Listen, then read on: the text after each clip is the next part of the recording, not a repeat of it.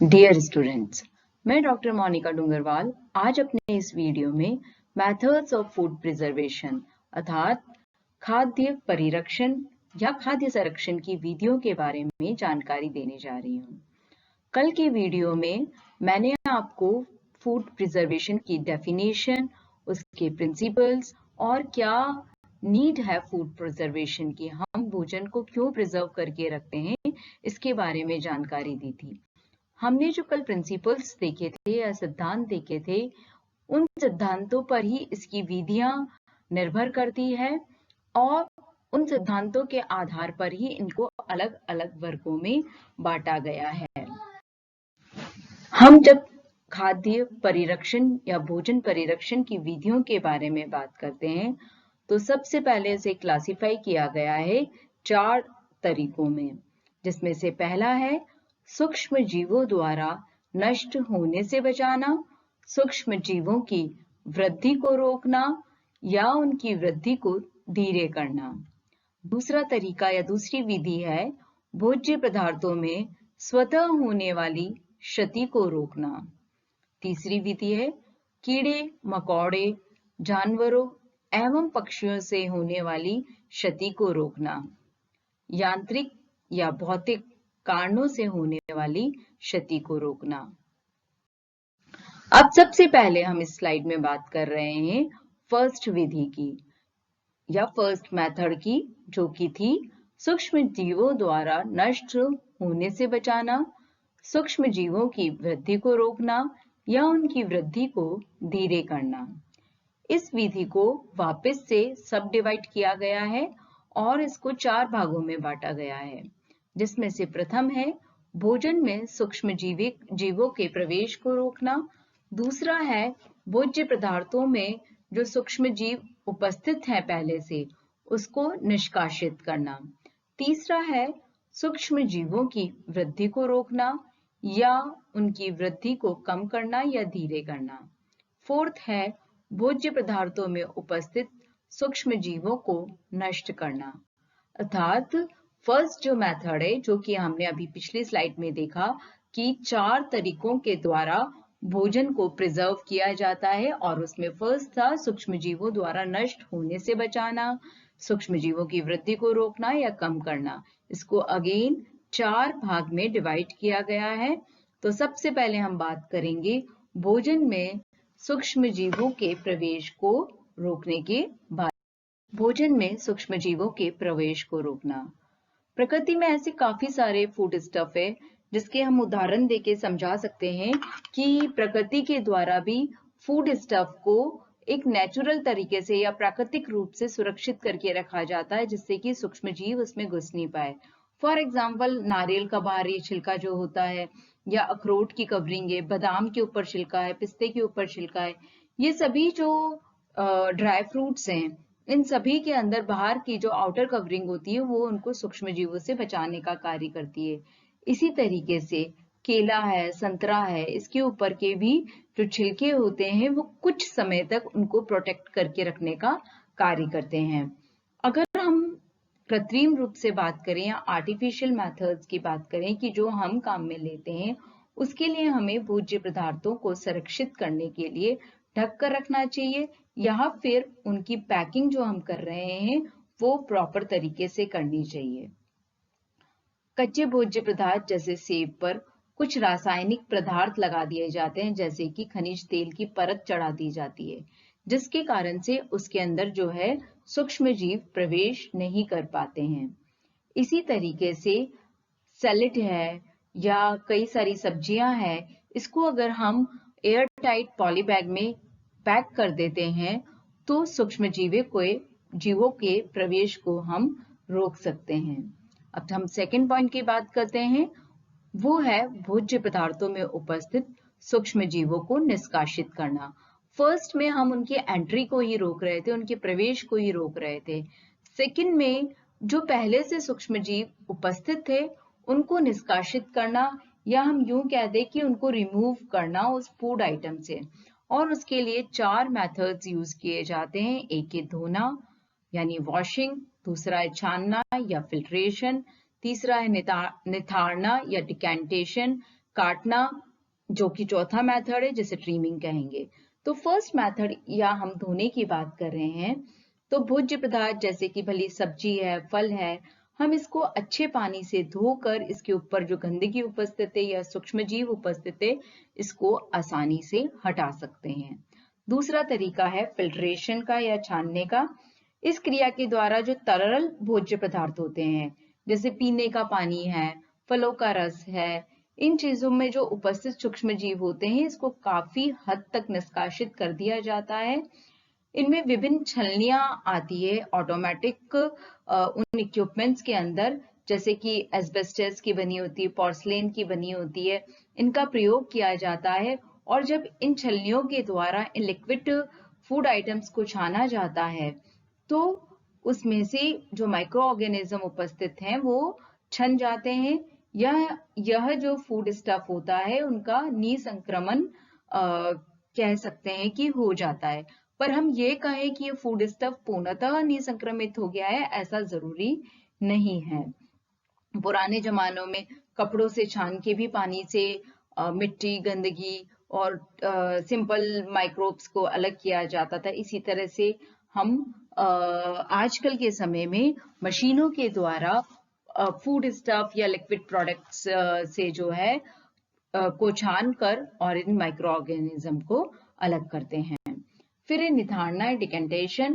पेय पदार्थों को एक निश्चित समय तक स्थिर रखने से भारी गंदगी तथा सूक्ष्मजीव जो होते हैं वो नीचे बैठ जाते हैं, और इस तरह ऊपरी जो तरल को हम धीरे से निथार लेते हैं, और इस तरीके से कुछ हद तक सूक्ष्मजीव जो होते हैं वो उसमें से हट जाते हैं, या हम ये कहें कि वो पेय पदार्थ जो होता है सूक्ष्मजीव रहित हो जाता है। सेंट्रीफ्यूगल एक मेथड होता है जिसके द्वारा भी सूक्ष्मजीवों को निष्कासित किया जाता है। फोर्थ और लास्ट तरीका है सूक्ष्मजीवों को निष्कासित करने का, काटना या ट्रिमिंग करना।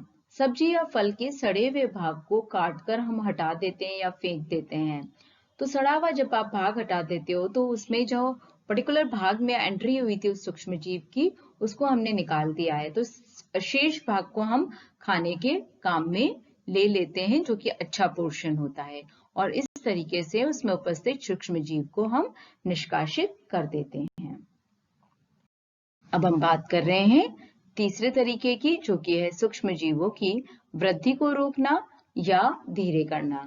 हमने पहले में देखा था भोजन में जो सूक्ष्मजीव हैं उसमें उसके प्रवेश को ही रोक रहे थे, और दूसरे में जो उपस्थित है उनको निष्कासित कर रहे थे, और तीसरे में अगर वो उपस्थित है तो उसकी वृद्धि को रोक दिया जाए या उसकी वृद्धि को कम कर दिया जाए या धीरे कर दिया जाए।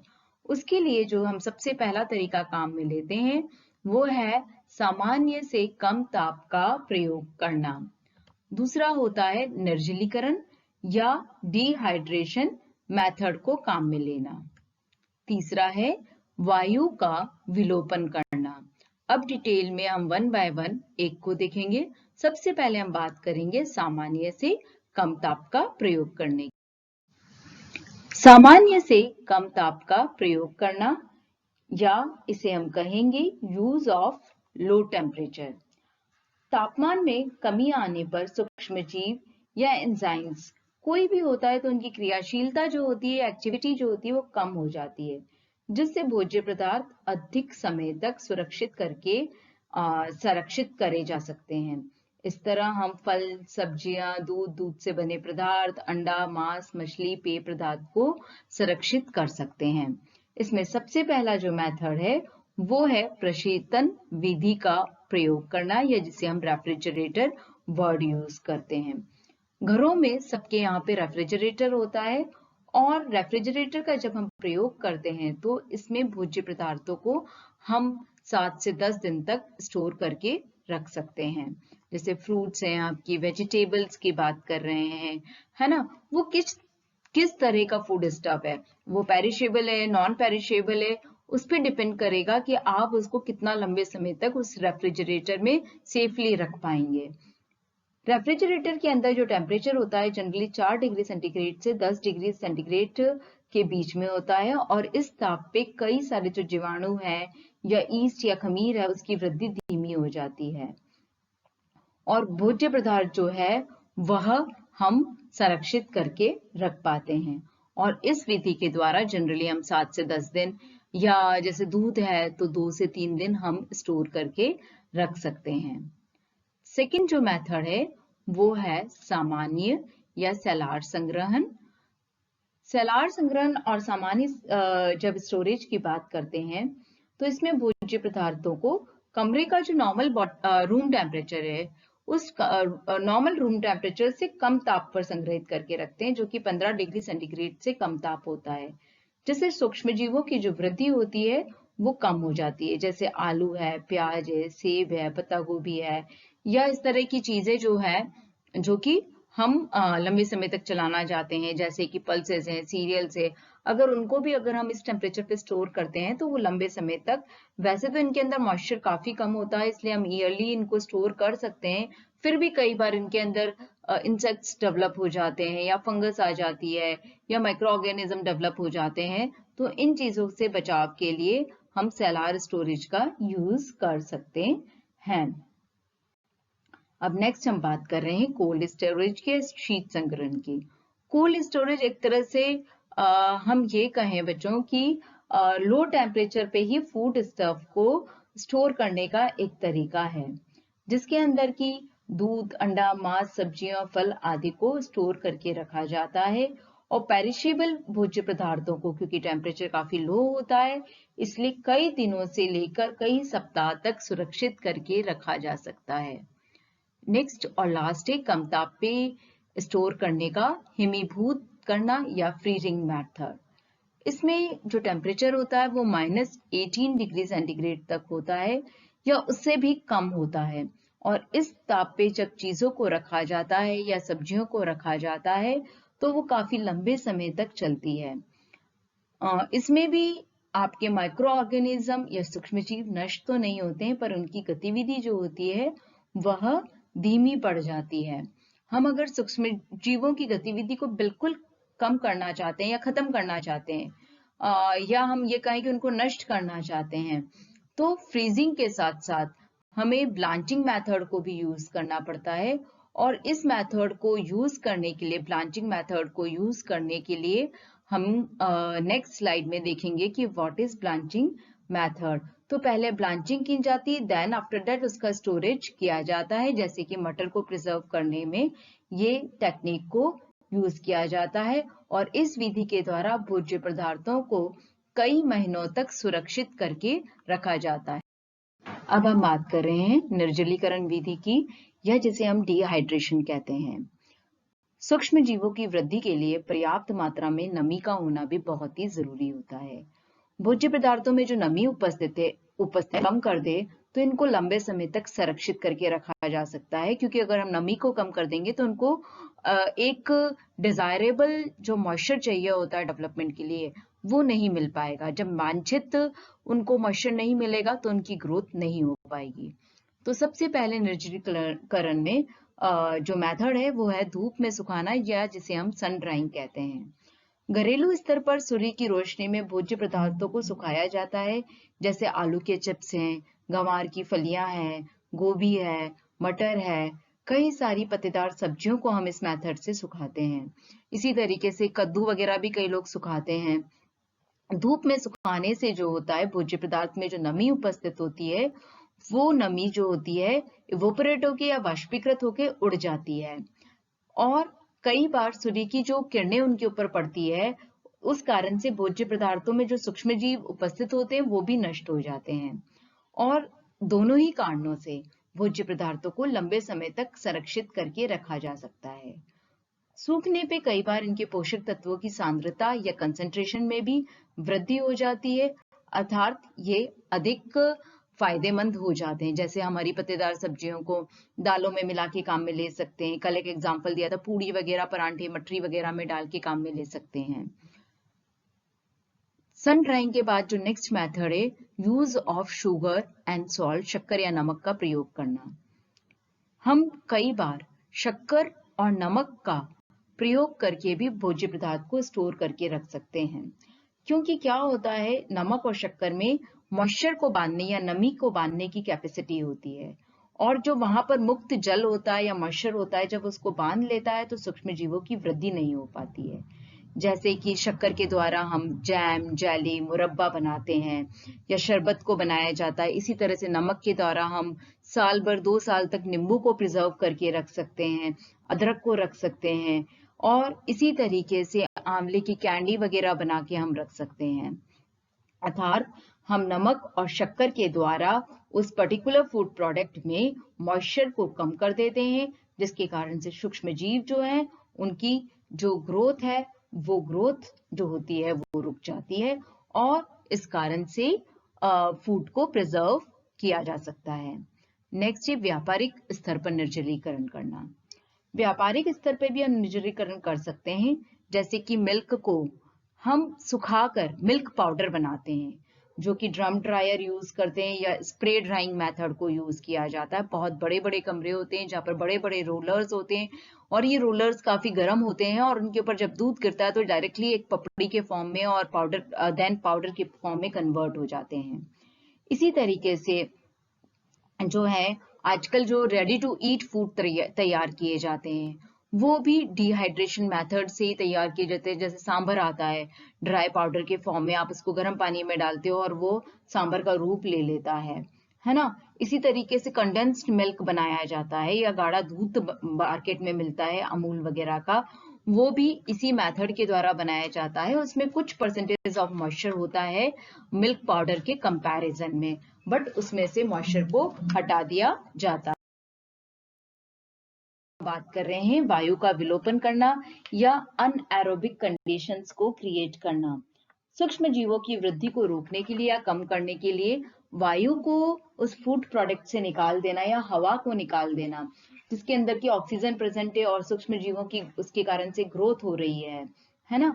जैसे डिब्बाबंद फलों को प्रिजर्व किया जाता है, सब्जियों को किया जाता है, जैम, जेली, स्क्वैश वगैरह को अच्छे से पैकिंग की जाती है और उसमें से वायु को पूर्णतः हटा दिया जाता है, क्योंकि हमें पता है कि ऑक्सीजन जो होती है वो माइक्रो ऑर्गेनिज्म की ग्रोथ के लिए बहुत जरूरी होती है।